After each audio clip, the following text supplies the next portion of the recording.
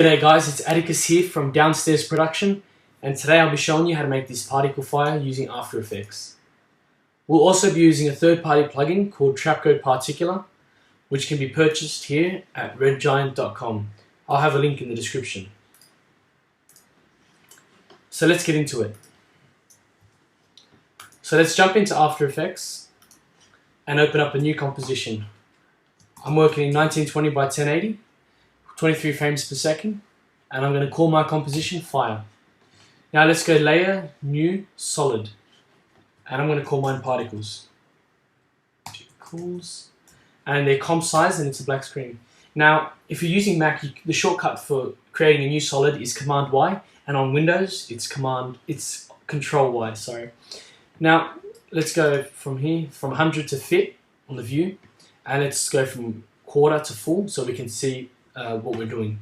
Now let's go Effect, Trapcode, Particular, and let's scrub through the timeline to where the particles first emit. Now this way we can see, as we edit things, what the particles look like and how the fire itself takes shape. So let's get started. So let's open the emitter tab, and here we have particles per second. We will edit this later to reduce lags. Emitter type, we're going to switch to box or sphere. No, we'll put it on box, yet. And we'll leave position X, Y, and Z. Subframe we'll leave as linear. Direction we'll switch to outwards. We'll leave direction spread as 20. With the X, Y, and Z rotation, you want to Alt click or Option click on the stopwatch here, and you want to type wiggle, open parentheses 1, 1.5, close parentheses. Now you want to highlight this and copy it, and then click on the other expression boxes and paste it. Now what this does is it randomizes the rotation to a certain degree, so that way the flame's kind of more organic and believable in a sense, realistic. Now velocity we're going to boost to 150, velocity random we're going to take to, let's say 0.5, no maybe 10, and then we'll get the distribution to 20, and the velocity from motion we'll put to 2. Now, with the emitter size X, Y, and Z, it's really up to you. For now, I'm going to leave it the same. Leave it at 50, and these other settings here, we can leave. Now, opening up the particle settings, we've got the life, and we're going to drop that to 0.9. However, the life random will jump up to 25. We'll leave the particle type at sphere, and we'll boost the feather to 75. The size we're going to reduce to 3, and the size random to 100. This way we've got a good variation. The same as the opacity random. Now the rest of these we will leave the same. However, if you wish, you can adjust the colors at birth, whatever. It's entirely up to you. The reason I've dropped the particle size is to make the fire more realistic, and even though it is a motion graphic fire, it is good to have a hint of realism there. And when you have smaller particles, you will need a large amount of particles, which is here in the emitter. We'll fix that up later because it will lag out the computer. Now going into shading, we want to make sure it's off. We're not going to mess around with that. We don't want to fiddle. With physics, we're going to keep it on air, not bounce. Make sure that's there. Gravity can be anywhere from -20 to, as you can see, that slightly went up. Anywhere from -20 to -800. It really depends on what you're going for. I'll keep it at -200 for now. And make sure time factor's on 1. Now opening up the air tab, we can leave everything the same except for wind X, Y, and Z. We're going to alt click on those, and if you've copied your expression, the wiggle expression from the previous thing over here, previous expression over there, you can just paste it back in. Otherwise you can type it in, wiggle, open parentheses, 1, 1.5, close bracket. And now with that done, we can open up turbulence field. The only thing we want to change, we'll change the effect position to 250, change the complexity to 7. The octaves you can change yourself. They make a bit of a difference. You kind of pick what you like. I'm going to leave them the same for now. Evolution offset, that's up to you again. I'm going to leave it the same. And the X, the X, Y, and Z offset is a bit different here. We're going to go to the alt click on the Y offset and paste in that same expression. However, for the Z and X offset, we're going to adjust the expression to wiggle open parentheses 1, comma 1.2, close parentheses. Now I'm going to highlight that so I can copy it and paste it into the Z expression. Now, it's a slight difference and most people don't notice it. However, I found that when you have a lot of particles and you're doing extensive layers of smoke and cores and stuff, as in the core of the fire where there's the brightest glow, I find it does make a noticeable difference, and I prefer it at 1.2 for X and Z.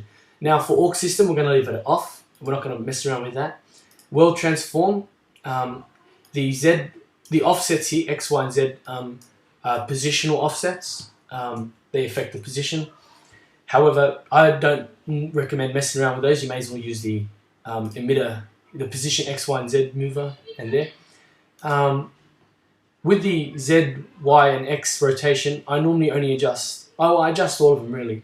And what they do, they rotate the particles on the axis, if you notice there. But I'll leave them at 0 for now. Normally I'd animate them, but I won't be for the sake of time. Some expressions you might use would be to alt-click on it and write time times 300. That's a general one that I use, or basically that means for every second or every frame, I think per second it makes this go 300, so just short of revolution. Now just going back here. Yep. So I'll leave those for today. Now going into visibility, we'll leave that the same, and rendering, we'll go into motion blur and go from comp settings to on, and we'll change the shutter speed to 400. Really, you can go anywhere from 200, I think, to, is it 200? Yeah, 200 to, or 100 to 600. But I'll keep it at 200. And shutter phase, I'd like to go 20, or anywhere from 5 to 20. And everything else here we can keep the same, nothing, 0, and linear. And that's it for the particles. So now that we've done the particles, we can boost the particles per second in the emitter tab to 10,000. As you can see, it makes a huge difference. Actually, I might go into the shutter angle here and just boost it up a bit. Yep. Okay, cool. So now that the particles are done, we can close this. Oh, if you wanted to, you can animate it using position X and Y. Just clicking on the keyframe, on the stopwatch and adding keyframes. However, I won't be doing that today. Next thing, you want to add color to it. So we're going Effect, Color Correction, and Colorama. And we're going to go Input Phase and switch from Intensity to Alpha over here. Then we can close that and go to Output Cycle. Now here's where you pick your color kind of thing. If you want a green flame or a blue flame, you just click on it. But I'll be going with a fire kind of preset thing. Just make sure these boxes are ticked. They generally are.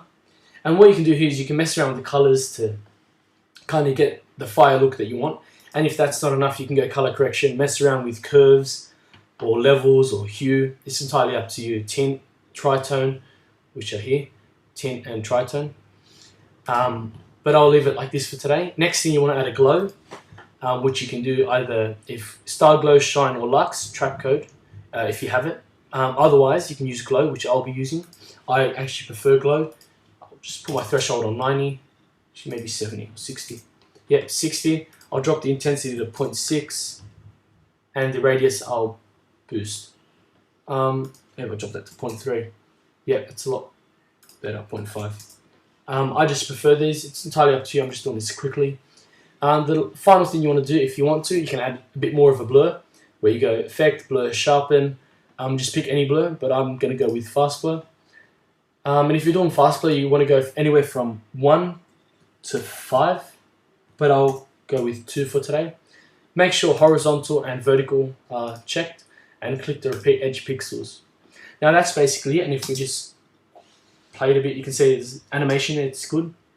However, if you notice with the one I show you here in the preview, I've got multiple layers, and really that's just a matter of duplicating these particle layers, having a smoke layer where you reduce the amount of particles and increase the particle size, adjusting the colors, and then with the core where you reduce the size but you increase the particles and you make the life very short. It's a matter of messing around and getting the fire that you want for your project. Generally this is a motion graphic fire, so it's not really for live action like fire bending and stuff. However, if you can get it a bit realistic or get a kind of look that's seen in a movie, you can obviously use it. It's the same technique, just play it around with, you know. So this has been another downstairs production. I hope you enjoyed this video. If you did, feel free to like and subscribe. If you have any comments or questions, put them below. I'll be answering a lot of questions, probably all of them. And look for new videos, tutorials and short films. And yeah, thanks for watching.